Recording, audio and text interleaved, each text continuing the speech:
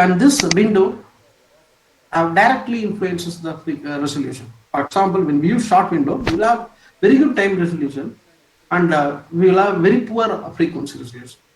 And when we increase the length, when we widen the window, okay, now we lose the time information. So the time resolution will be poor, and the frequency resolution will be good. Okay, so now in order to address, okay, these issues associated with the this time frequency resolutions, uh, we have identified a new class of time frequency distributions. Okay, so new class of time frequency distributions, something with quadratic time frequency distribution. Okay, wavelet, I mean, like, Wiener-Bernoulli distribution is a fundamental method of core class time frequency distribution, and the mathematical expression for the same is given here. Here, so you look at this time frequency distribution. It's a bilinear technique. So the technique is that if you, since this is a bilinear technique, okay, it introduce, okay, somehow it introduce noises in the time frequency spectrum. Particularly, it is it is suitable for monocomponent signals, okay, and it is not suitable for multi-component signals. Means, like, this means, like, this can be seen when we represent this signal in a domain called ambiguity domain. So ambiguity domain is nothing but just, we take a autocorrelation. See, this is instantaneous autocorrelation. See, x of t is my signal, let's say. Z of t is analytic function of your signal, and then you can we can form a means, like, we can take a instantaneous autocorrelation, okay, by using this expression. And now, if you take this instantaneous autocorrelation function, and if you take Fourier transform over t, then we will get a domain called ambiguity domain. Okay, this is frequency and this is delay. This is delay. So if we represent any signals in this domain, we see that, like, what sort of noises will be introduced by these techniques. And this is the general form of Cohen class time frequency techniques. So in order to suppress, remove these noises, a lot of kernels have been introduced in the literature. So now, so there are few. For example, like, like Choi Williams are one such kernel, Choi Williams, and like we have CR plus Marx, ZAM. We also have B distribution. We also have modified B distribution, and then extended modified B distribution, and so on. Each has own advantage, and each has some drawbacks. Okay. Here now, I have shown one signal, a representative signal. I also shown a time frequency spectrum obtained using STFT, and I have also shown a time frequency distribution obtained using the high resolution time frequency. So now we see these two spectrums. Okay, we see, first of all, we can see that there is the frequency components of EMG varies with time. Okay, so both technique are means, like, are having the capacity of, like, showing the variations of frequencies. But this spectrum is not a clean spectrum in the sense, like, we see smearings, some smearing. Okay. Smearing on the frequency axis. In the sense, we cannot separate the two adjacent frequency components. Okay, whereas here we are not seeing any smearings.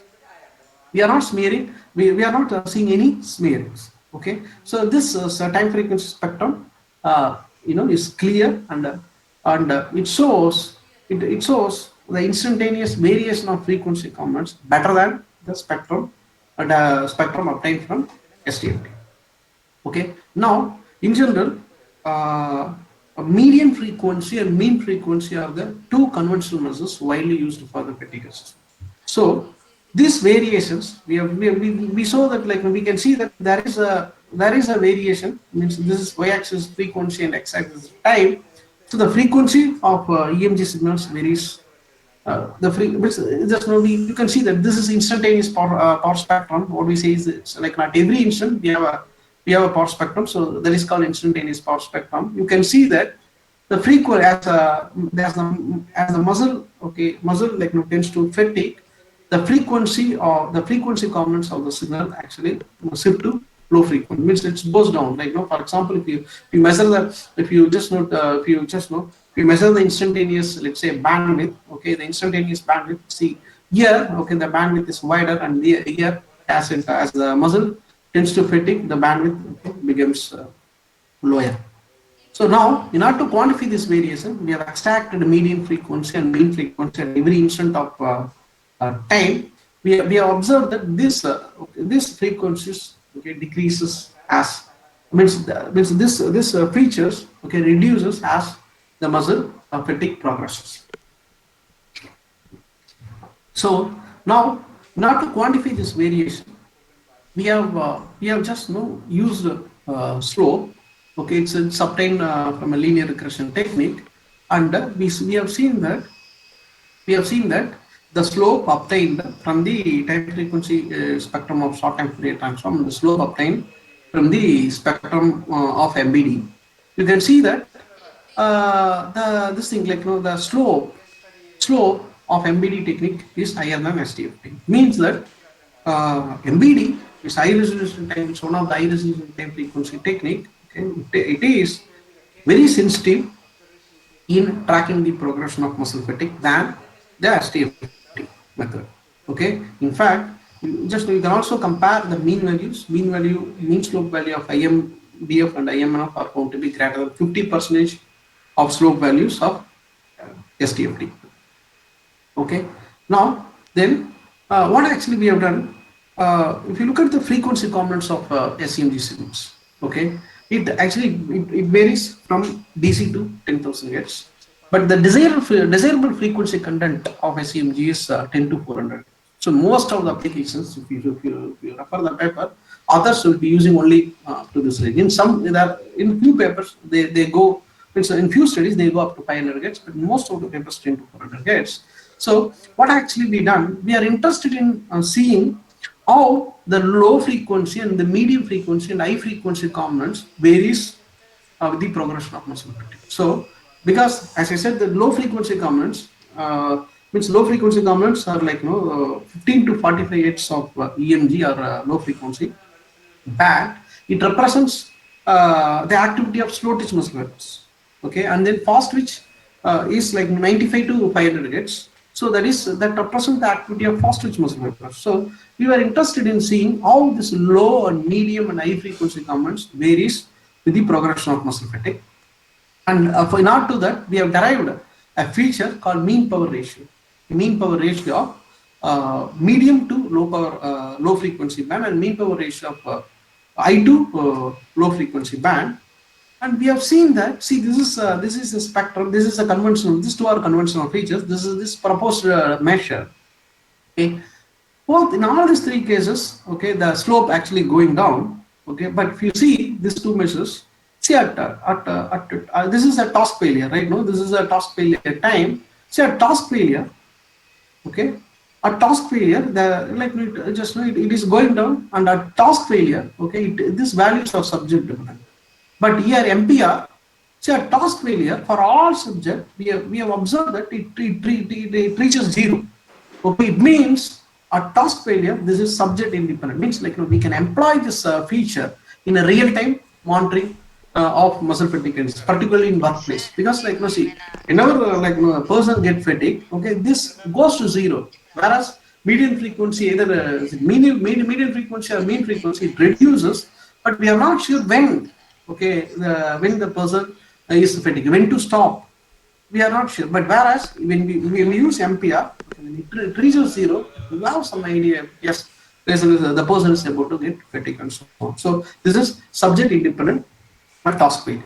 So now, what actually we have done, we are also aimed to detect whether the muscle is fatigued or not from the piece of surface electron microscopy. So we used several high resolution time frequency techniques, and we have analyzed the performance of each and every techniques. See here, the first 500 milliseconds of the 500 milliseconds of first kernel is given here. First, curl is given here. This is this signal we just can consider as we consider as a non-fatigue condition, and then this signal we consider as a fatigue condition. So this spectrum we have used we have used three different techniques. Okay, and here this spectrum corresponds to stock STFT. Okay, short time Fourier transform. You can see the smearings on the frequency axis, and then this is Stockton transform. Okay, S transform otherwise. Okay, it's a advancement of STFT and the wavelet transform. Still we can see the smearings. We have also used B distribution. Okay, as I said, lot of kernels have been developed to remove the noise developed by this bilinear transform. Okay, but this B distribution removes the signal components also, because we see very few signal components in both cases.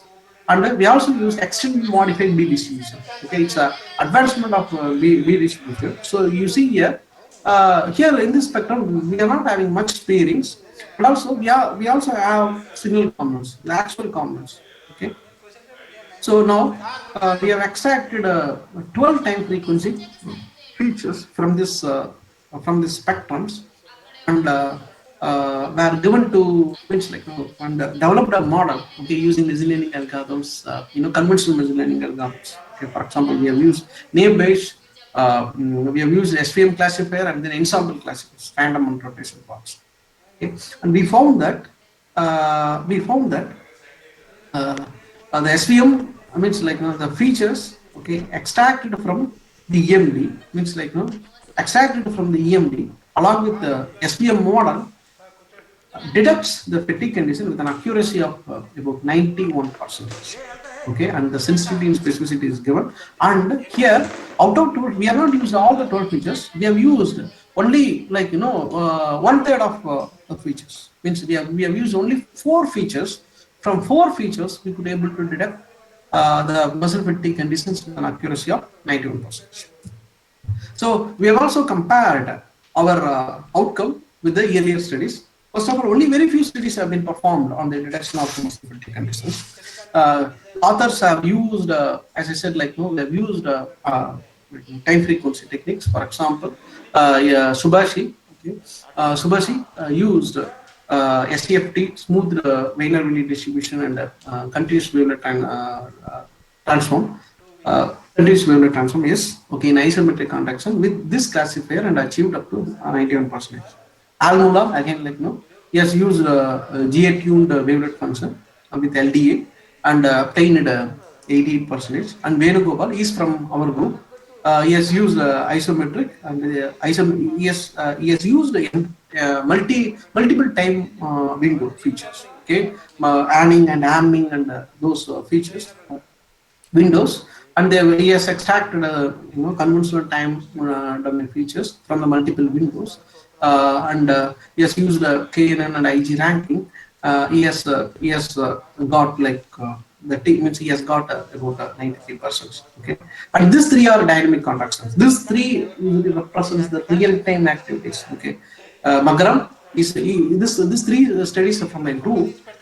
Magaram has used multi-scale Ringe entropy technique along with SVM and binary BAT algorithm. Okay, SVM is a classifier, and binary BAT algorithm is a feature section technique. He has achieved about 86%. And Kren has used multi-fractal features and achieved up to maximum of 88 features, 88%. Okay, in this work, we have used this 3 high resolution time frequency techniques. We have used conventional classifiers along with feature searching techniques, namely genetic algorithm and binary particle swarm optimization algorithm for selecting the features, because these features use it to select only relevant features and remove irredundant. Select the relevant features and remove the redundant features.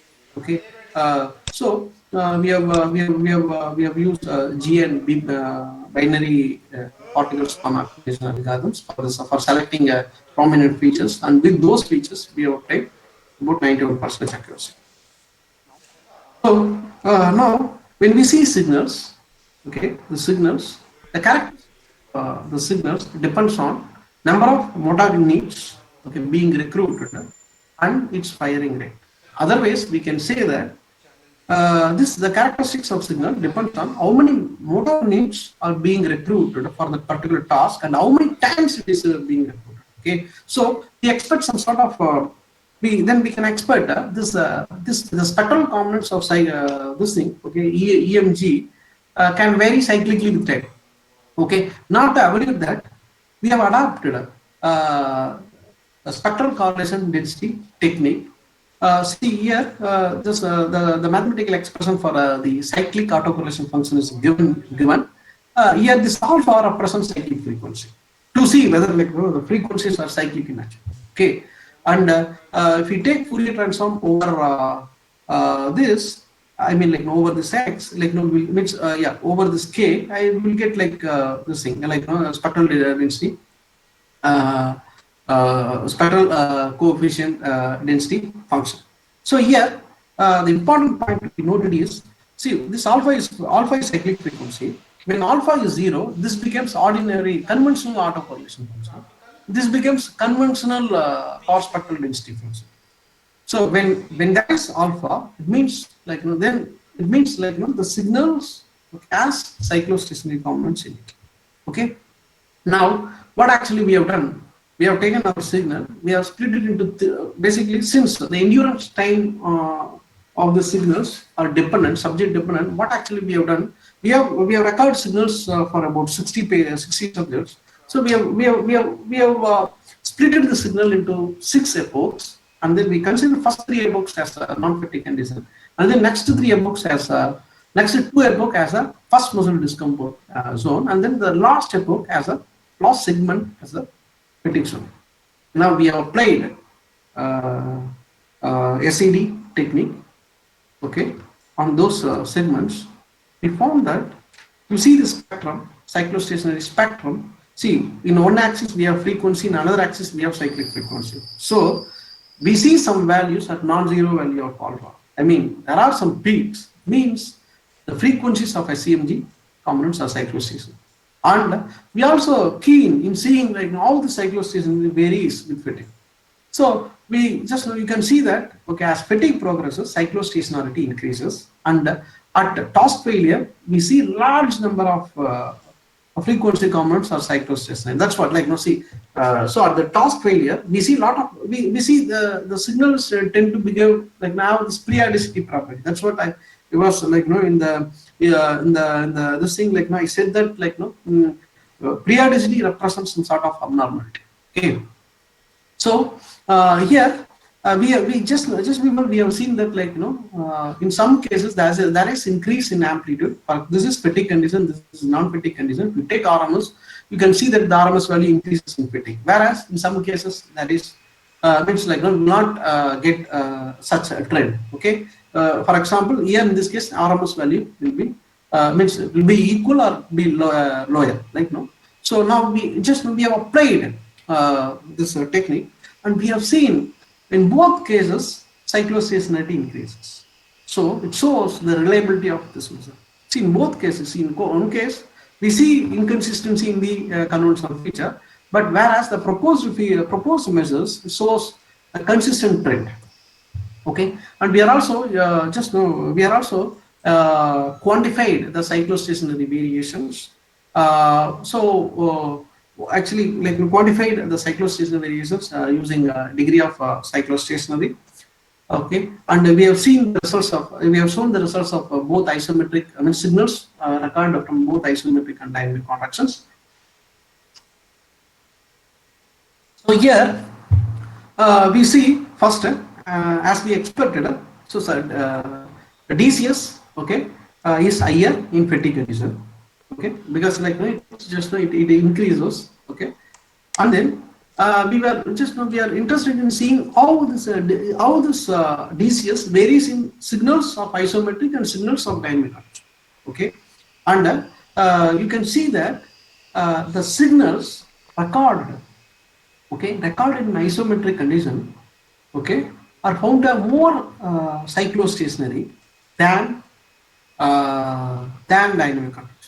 Okay, because the numbers, if you see, it takes up to for example, if you take fatigue condition, goes up to like it has up to 3, whereas in this case it just one half of the previous value. So the signals recorded in isometric fatiguing contractions are found to have more cyclostationary than the signals of dynamic contractions. In another way, we can also interpret in this way. I mean, like the signals recorded in dynamic contractions, okay, are can means like we can say the signals recorded in dynamic contractions are more non-stationary than the signal recorded in isometric contractions. Okay, and so this is just one example. This is another one example of surface ultramagnetography signals in myoelectric control. Here there are like see there are like some actions.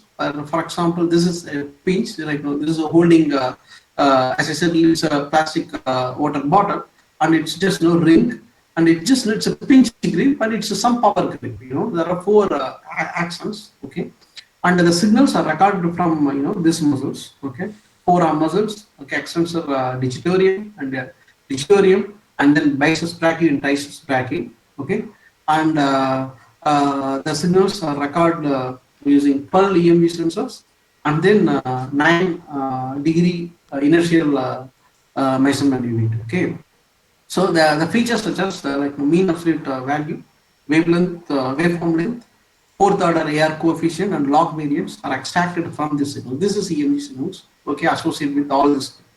Okay, you see like all the pattern of the signal is different in all cases. Okay, and then see here the features, namely mean absolute value, wavelength, waveform length, fourth order AR coefficient, log variance are extracted and then given to and then the model is developed. The LDA based model is developed.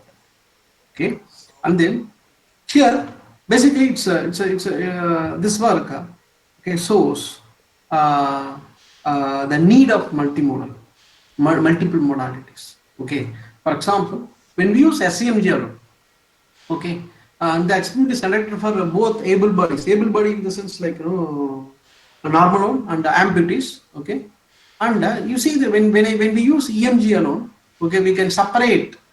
For able body, we can just the mean is I think the median is about 60, and for amputee it's very poor. Like it's less than 45.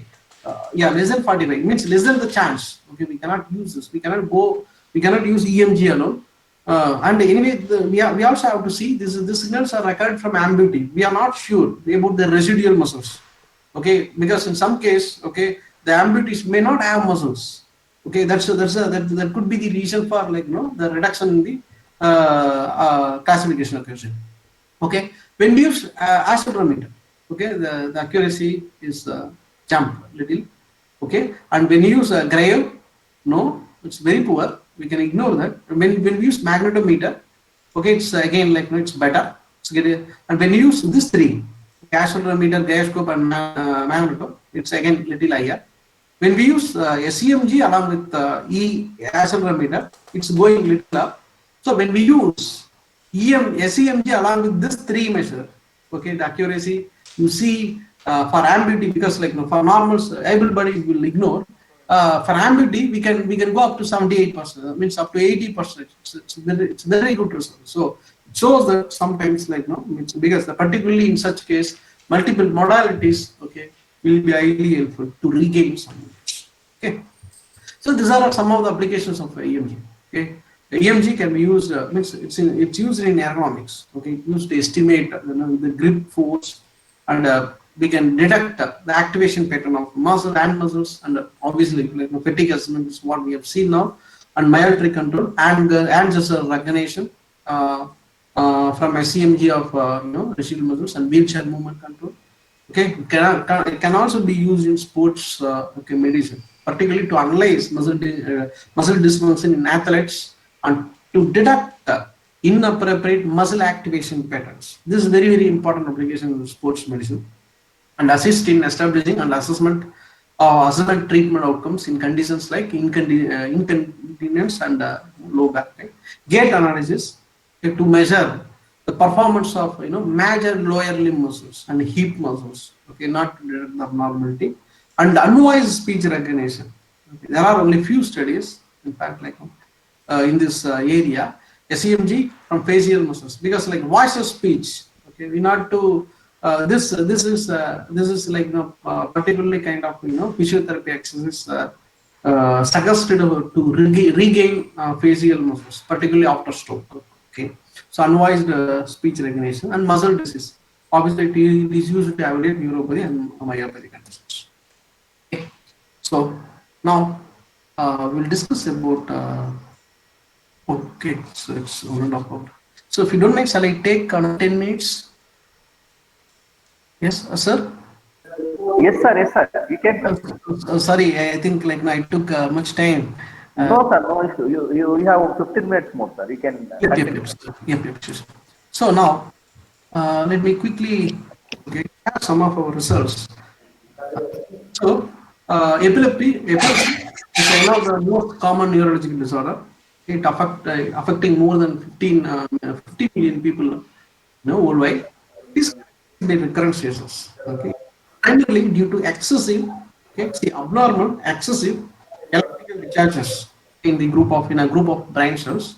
So patients means patients. I mean, like these patients during seizures, these patients experience loss of awareness, consciousness. I mean, like they experience some motor and non-motor symptoms. Okay, disturbance in sensations. Sometimes they lose their consciousness, and they also means they also have some dysfunctions in mood and other cognitive functions. So this clinical manifestations depends primarily on what region of the brain, okay, the seizure is means depends on what region of the brain in this seizures.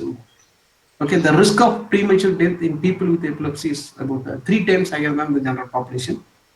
So the primary cause for epilepsy is the this thing like TBI, okay, traumatic brain injury, severe head injury, then stroke, okay, and then tumor, and then genetic conditions. But okay, there are some conditions, there are some cases we are not sure about why one is getting epilepsy. Those conditions is called idiopathic. Okay, we are not sure about the reasons.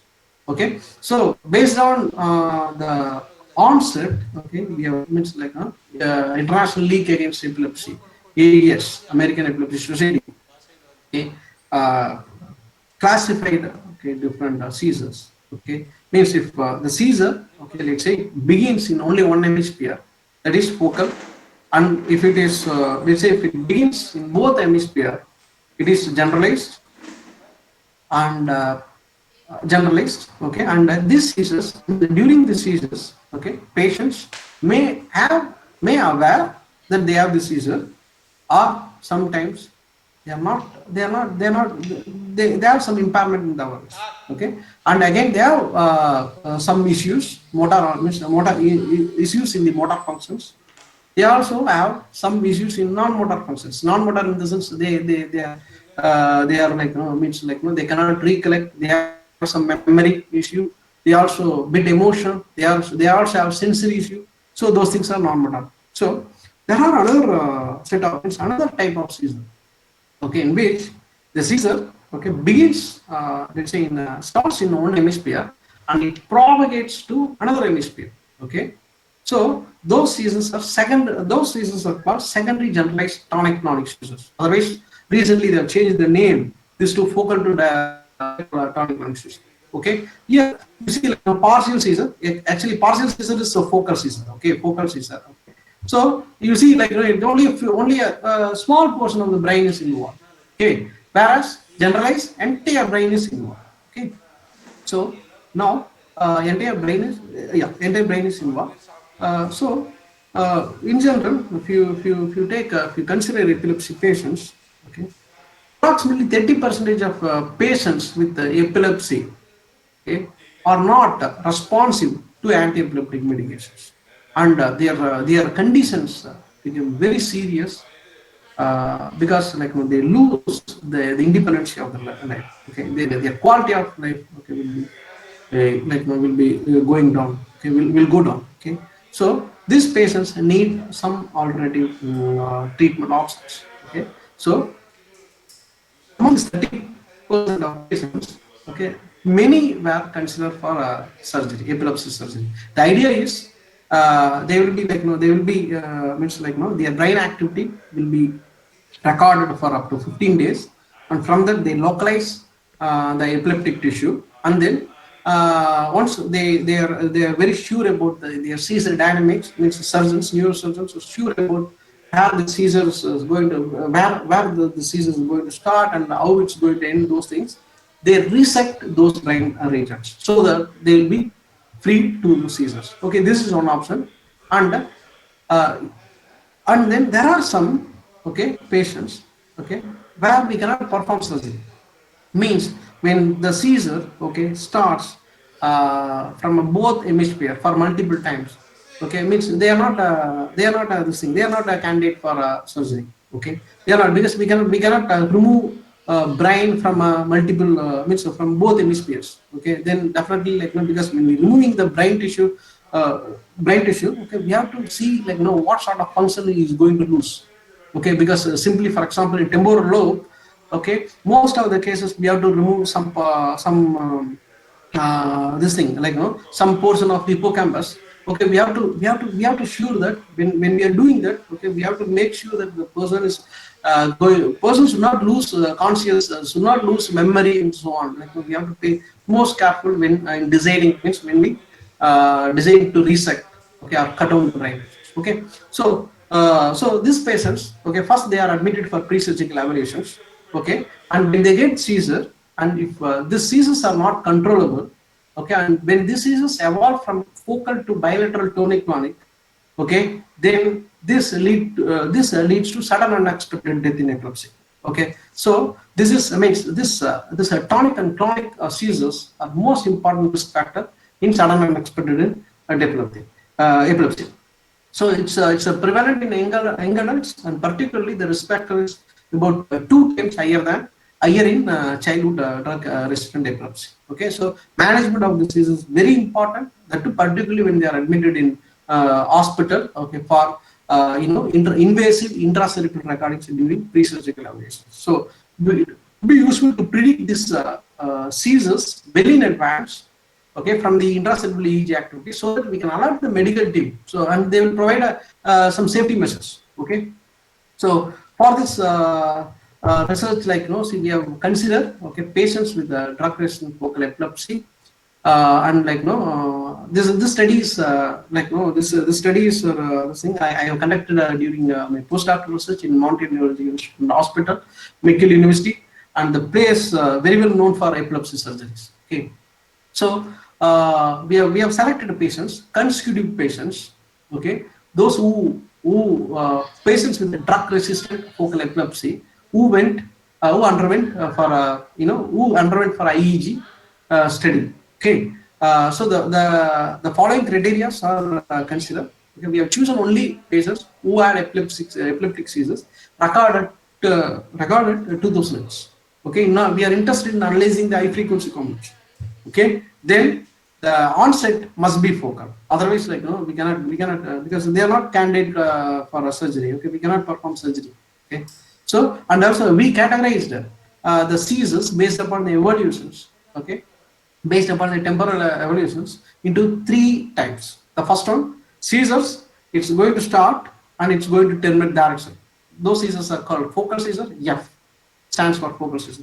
Then seizure is going to spread, okay, beginning the onset, but it's not going to have, life-threatening component, tonic-clonic component. Okay, those are categorized, are named as FS. Okay, then the third one is very important, focal to bilateral tonic-clonic, which is an important risk factor for sudden and unexpected death in epilepsy. So we consider we have 3 different types of seizures. A total of 39 seizures we had from 32 patients. In general, okay, see, we have used only 10 FTCs. I mean, focal to bilateral tonic-clonic seizures, because even doctors don't want the patients to have the seizures. Okay, because, like, basically when they admitted for the,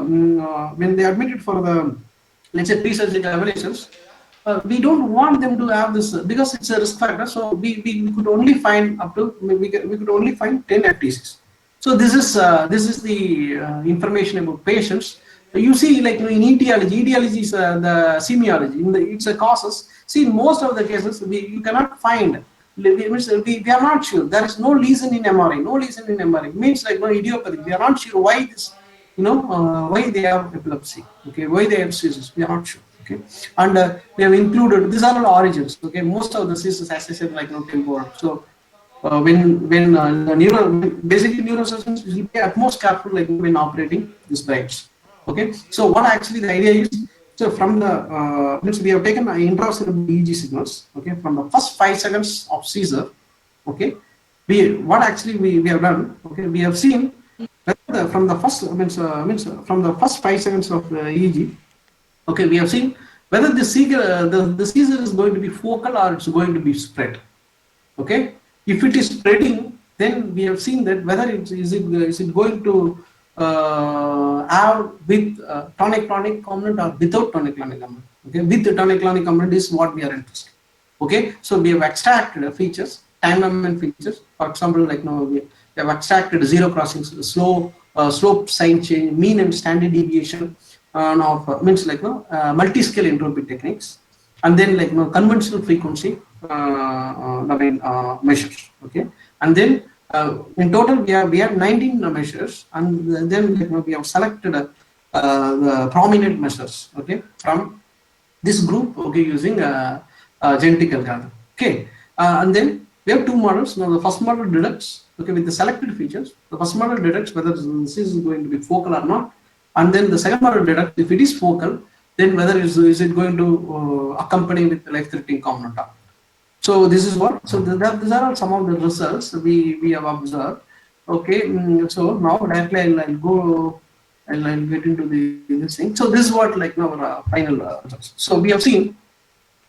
Out of 39 seizures, we have used 21 seizures for training and remaining 18 seizures for testing. Okay, so we have shown the performance of full feature set and selected features. Okay, and with the full, when we use full features, okay, from the 5 tonic-clonic seizures, we could detect 3. Okay, and from the 8, okay, focal with split, means 8 focal seizures, we could be able to detect 6. So from again 5 seizures, 5 means like focal with split is another component. Then we also have focal seizures. Yeah, from the 5 we could be able to detect only 1 seizure. So from 18 we could, means the proposed method, okay, could be able to detect 10 seizures. Okay, with the selected features we could able to, with selected features we could able to detect 2 more seizures. Okay, particularly from 3, means in earlier case it was 3, now it becomes 4. Okay, so from the 5 we could able to detect 4 seizures. So it's good, like because our aim is, okay, to detect focal to tonic, focal to bilateral tonic-clonic seizures. Okay, and then from focal with split seizure, from 8 we could able to detect 7, and focal seizures from which from 5 only 1 we could able to detect. And also you see the level of confidence. See the number of channels, okay, detected here is only 50%, and here when we use selected features, okay, we could able to go up to 64%. Okay, so in general, this F seizures, see, our proposed system shows very poor performance, okay, in detecting F. Anyway, F is focal seizures. These are electrographic seizures. These seizures just we see only in the EEG, but patients will not. We have gone through and checked the videos. Patients have not gone. Means patients have not experienced any disturbance.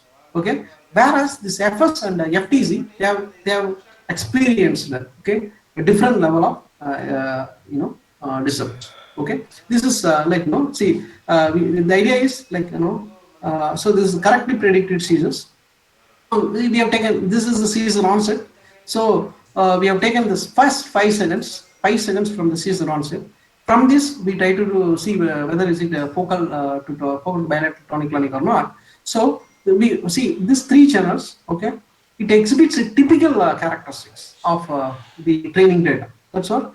All these 3 channels are correctly predicted. Similarly, see in this case, this is a focal seizure, this is electrographic seizure, otherwise the seizure without clinical manifestations, let's say. So you see typical, like, this is again, like, means, like, we have shown only 5 out of 11 seizure onset channels. Okay. See here, from 11 channels, we could able to detect 10 channels correctly. So the this thing is the predicted percentage is 91%. So there are some see why actually the system, there are for some seizures, okay, where our system is failed to detect. Okay, and this happens because, see, we extracted 19 features, and we found that no single feature can have the ability to distinguish all these 3 features. Okay, that's what, like, we use classification algorithm. That's what we are trying to build a model. Okay, so that we use all the information and to come up, with a better deduction. Okay. So we see that focal to, this is like, one of the focal to bilateral tonic-clonic seizure. It's incorrectly predicted, okay, as what focal with spread, but without tonic-clonic, okay, because it means, okay, this signals, okay, as the characteristics of this thing, focal with spread without tonic-clonic. That's what, like, so this is what we say, like, intra-subject variations and intra-subject variations. Okay, then this, like, so we have to maybe, like, and in fact, like, this study is conducted with only 32 patients. Okay? And not to draw a reliable conclusion, okay, we have to estimate this model, or we have to conduct this study for a larger group of patients. Okay, then only it will be useful. Okay, and here focal seizure, okay, and focal seizure, this is focal seizure, okay, and the system predicted as focal to bilateral tonic seizures. Okay, and there are some of other research. Okay, these are the research of research that is going on in the field of epilepsy.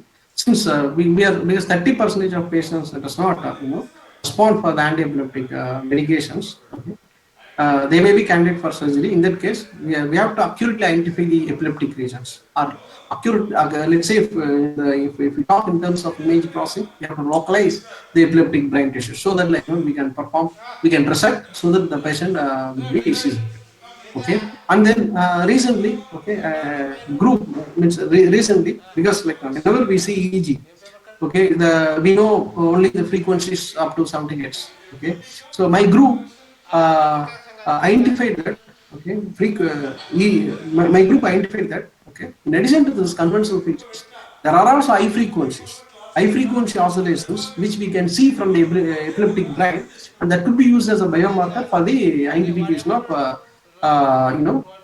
this thing, like, seizure onset. Okay, and they means, like, they have come up with 2 new frequency bands from 80 to 150. I think 80 to 250 hertz is a ripple band, and then from 250 to 500 hertz. Particularly this means ripple band and fast ripple band. Particularly this fast ripple band, okay, is very reliable, okay, in identifying the epileptic brain regions. Okay, and also detection and prediction of, because what happens for those who are not a candidate of surgery? Yes, now recent times we are since lot of technological advancements, we are also, like, working in wearable devices, with the aim of using multiple modalities so that we could predict the disease well in advance, so that, like, we will somehow improve the independence of patients. Okay, so these are all our publications. Just we have shown some of our publications, and these are all my references. So let me just let me share on video which shows the this thing, like, which shows the focal to tonic-clonic seizure. With that, I'll stop my presentation. This is a, like, he is a patient with ductal epilepsy. Okay, and he is admitted in MNIH. Okay, sometime, like, I think some I think, like, some 7-8 years ago before.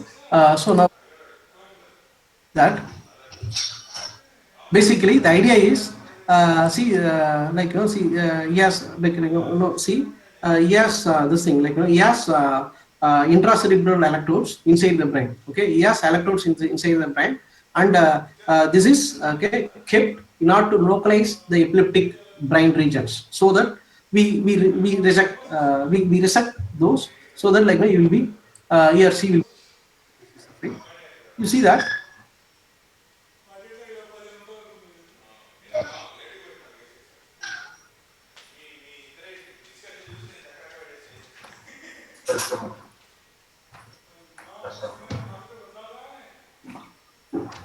It's a short video. Okay, just know it lasts for only 2 to 3 minutes.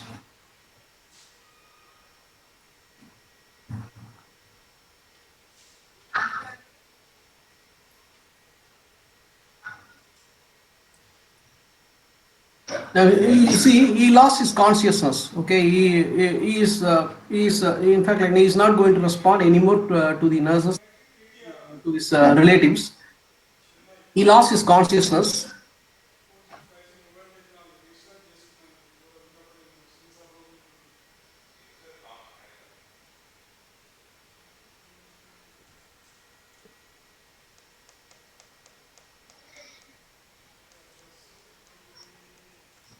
No, see, he is not responding.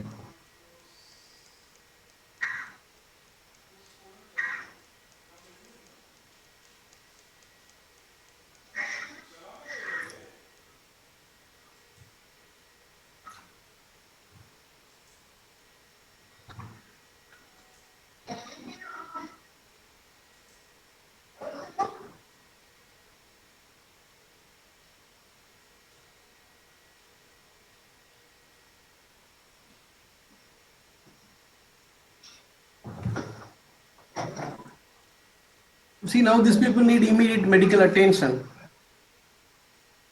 See, he is going to, now the seizure is propagating. I mean, like, you see, it is called, like, first, like, you see, like, there is uh, you know just a minute. So, you see, like, this is stiff. The stiffness is called clonic movement, and repeated jerking. Jerking is called this thing. Stiffness is tonic, and jerking is called clonic. That's what we say, tonic clonic movement. See, you see, this is repeated jerking, and this is stiffness. Okay.